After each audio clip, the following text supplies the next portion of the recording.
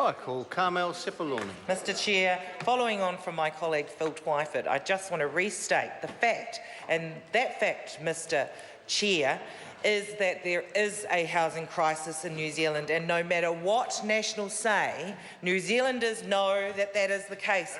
Mr Chair, there are many examples from the estimates hearing that I'm going to refer to in my speech, but before I even go there, I want to give a very recent example of why and how we know we have a housing crisis in New Zealand. I just got a written question back from the Minister of Social Housing. My question was simple. It is, what is the definition of homelessness? And the response I got was, I am unable to provide an answer within the time frame that the member requires. All I wanted was a definition, and the fact they can't provide that answer within the time frame makes us question how on earth Alfred Ngaro and the national government could vote against a homelessness inquiry, especially when the terms of reference that we put up included defining homelessness, Mr Ngaro. So, Mr Ngaro, so back to the estimates. I'm going to go back to the estimates, and I'm going to talk a little bit more about how we know we have a housing crisis and the government's response to that, Mr Chair. Applying it to the estimates, of course. Mr Chair, we had the Minister Anne Tolley come to the Select Committee for the estimates hearing, and she was questioned in detail about her role with respect to the housing crisis and the special needs grants in particular, because the government have announced that they will be putting an extra $9 million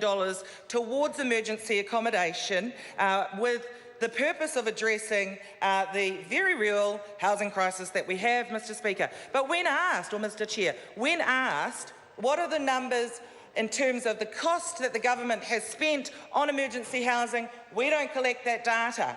Mr Chair, when asked, how then does she know that $9 million is the right amount of money to inject into the special needs grant to address the emergency housing crisis? Mr Chair, she has no answer.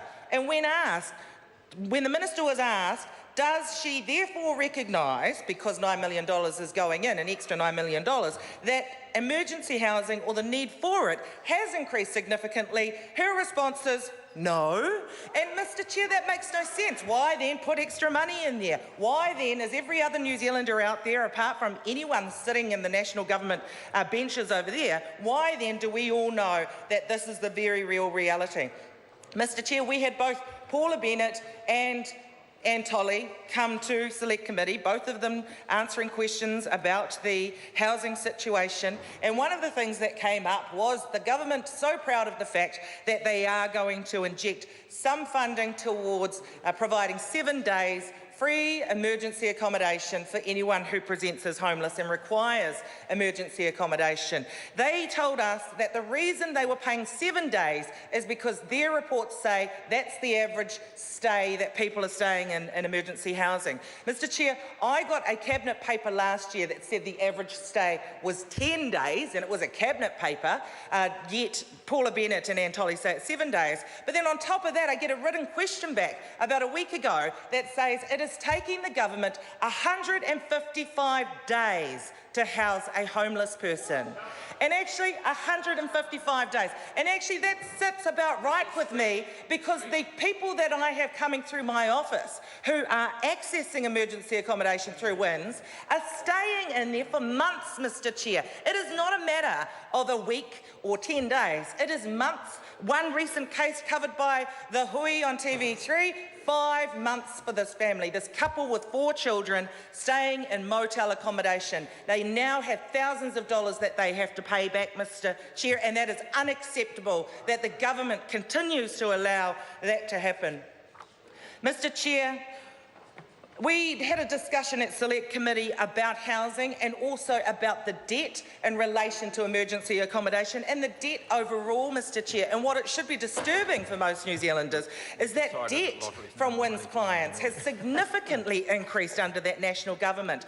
Now, they would like New Zealanders to think that all of that debt is sitting in the benefit fraud category, but actually that's the smallest category of all the debt. The real concern is with the debt that is in over non-payments, which comes down to administrative errors by the government's ministry. Mr Chair.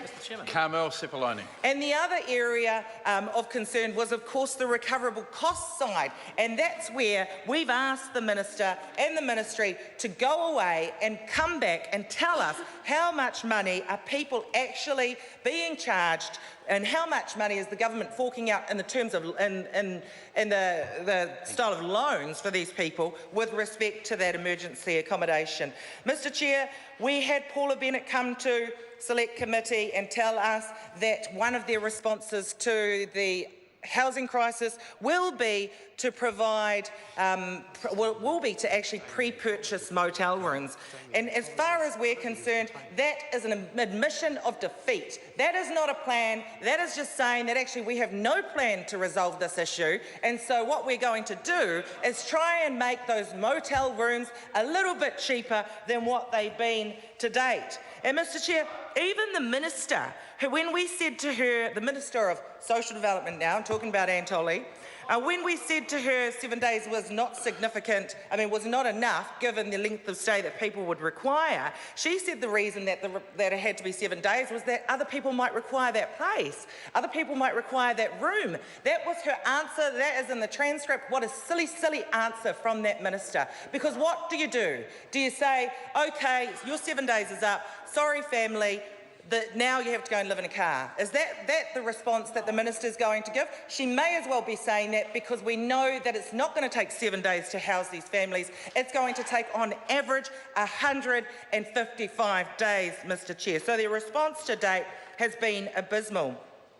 Mr Speaker, we've had, I think one of the things that it comes down to with respect to John Key, the Prime Minister, is that he has made a crucial mistake with respect to this housing issue. He has assumed that those who already own houses will be greedy enough and just focused enough only to care about the fact that, well, they've got their foot in the housing market, they've got their home. But actually, Mr Chair, what we're finding is that New Zealanders do care about the number of people who are homeless. New Zealanders do care about this generation rent, who are unable to get into their own homes. And Mr Chair, they underestimated, the National Government and John Key have underestimated the ability of New Zealanders to actually care about those that don't have as much as them. That government is out of touch, Mr Chair, and I want to just say that they do not have a comprehensive plan, despite the fact that they keep trying to tell New Zealand that they do. Labor does have a comprehensive plan, Mr Chair, and it was great today to see the announcement of $60 million going to over 5,000 places for people who are homeless so that they will have a roof over their head. That's a part of a comprehensive plan, and it would be great if the government could follow suit and actually listen and maybe learn from what the opposition has to offer. Mr Chair, they are out of touch. We have rising levels of demand for everyday houses, and what we hear from organisations like Citizen Advice Bureau is that the situation with regards to homelessness has become distressing. And that is the point. This is not just about the issue being some sort of political football. The issue is we have increasing numbers of New Zealanders that are in this distressing situation that don't have the fundamental thing that as New Zealanders we know we have the right to, every New Zealander should have the right to, and that is a home, Mr Chair. We have increasing numbers of New Zealanders that are living in cars, living in garages. We know from the Ministry's own numbers that actually over two-thirds of the people that have been homeless, the statistics that they have, actually have at least one or more children. And those people are living in cars, living in garages, Mr Chair, and it's unacceptable that the government have continued to allow that to happen. There is nothing that was put up at the estimates hearings by Paula Bennett or Antoli that came close to even addressing the issues that we're facing as a country with this very real housing crisis. The first step really would be for the government to acknowledge that we are in the midst of a housing crisis. The second thing that would have been great is for them to support the homelessness inquiry that we propose, particularly given the fact that they can't even answer the simple question in regards to what is the definition of homelessness, Mr Chair. They are too scared to answer that question or to go down the track of an inquiry because what will happen is actually they will be exposed for having been wrong this whole time that the debate around the housing crisis has been taking place, Mr Chair. Mr Chairman. The Honourable Dr Nick Smith. Mr Chairman, delighted